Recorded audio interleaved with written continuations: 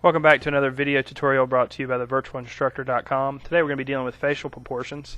The way I start off drawing a face is I'll draw a circle, and I'll move my hand around several times before actually bringing the pencil down to the surface, and I'll draw several circles.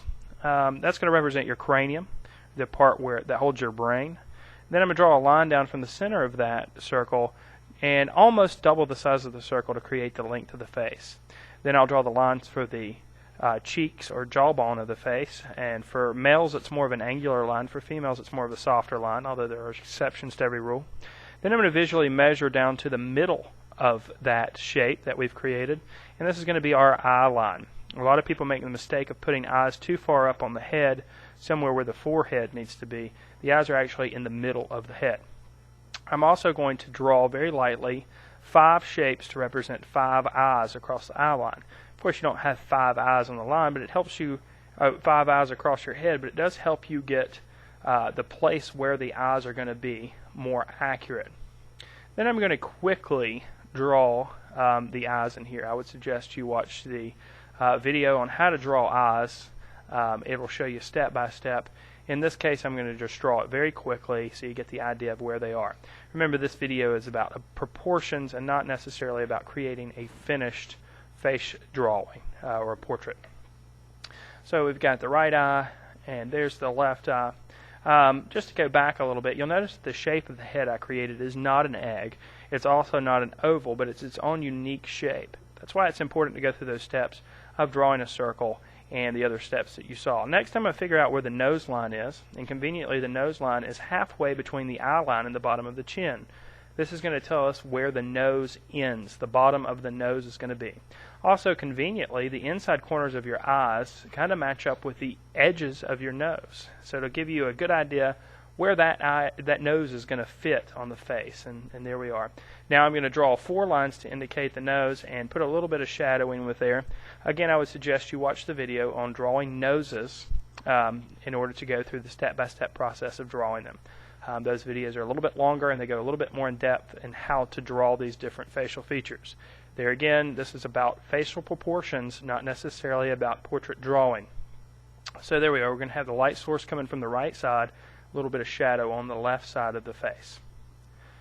And I forgot to put the eyebrow, so I'll go back in and draw a little bit of the eyebrows in there so we look like we're drawing a human and not so much an alien type figure. Alright. Next, we're going to figure out where the nose is, and you're going to see a trend here. The eye line is in the middle of the face, and the nose line is in the middle of the eye line and the chin line. Well, the mouth, conveniently enough, is in the middle of the nose line and the bottom of the chin. It's actually just a little bit slightly higher than that, but it's a good idea to kind of keep in mind that it's about in the middle. And conveniently as well, the mouth is about as wide as where your pupils are. So you can see I'm making these marks down, and this is where your mouth is going to sit. And I'm going to quickly add that mouth on there. And again, I would suggest that you watch the video on mouth drawing to go through this process step by step. Now, some mouths are a little wider than this, and some mouths are a little bit smaller than this. So this is just a generalization. It's not necessarily the rule, but a good place to start. I'm going to make that top lip a little darker because the light source is usually coming from above. Put a little bit of an indication of a little dimple under the nose. I like to call that the mustache holder. And a little bit of shadowing on the left side of the face just to help us a little bit understand the form that we're looking at. And again, I'm doing this very quickly. Alright, next are the ears, and conveniently enough, the ears fall in between the eye line and the nose line. So if you take your fingers and kind of run around the side of your head, from the corner of your eye, you'll run into the top of your ear. If you do the same thing with the bottom of your nose, you'll run into the bottom of your ear. So this is where your ears are going to be. Now, of course, some people's ears are a little larger and go outside that range, and some people's ears are a little bit smaller, but generally this is a good place to start. And again, I would suggest you watch the video on drawing ears to get a detailed explanation of how to draw the ears. In this case, I'm just drawing the ears quickly and making sure they're in the right place.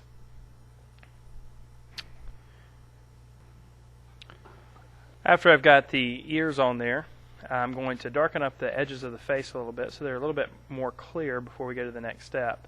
The next step is going to be the draw of the neck, actually, and your neck actually matches up with the bottom part of your ears.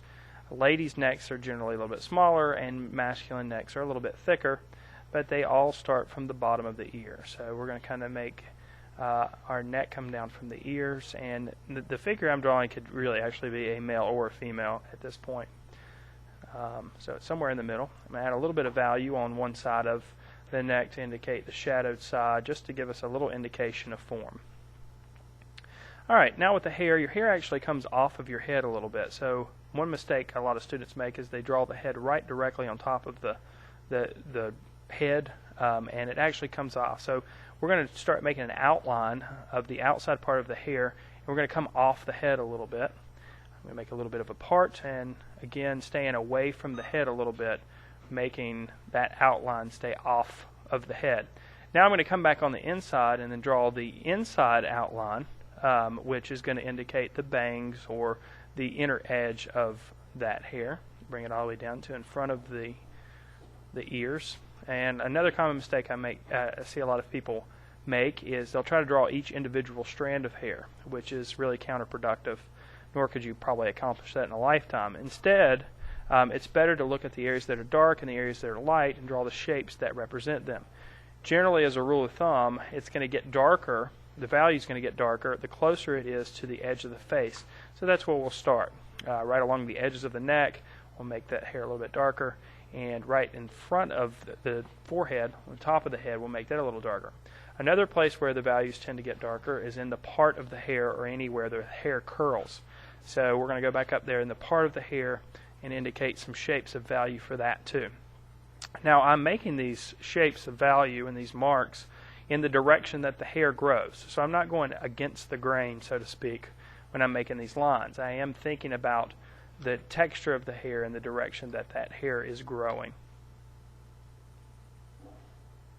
Anywhere where the hair protrudes out also is a good place to kind of leave alone to kind of create a highlight in that area. So I'm going to leave a little bit of an indication of highlights in some areas. Again, I've made the hair so it could go either way. This could be a male or a female.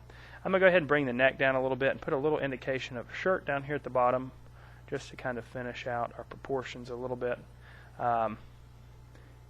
Give a little bit of value to that shirt.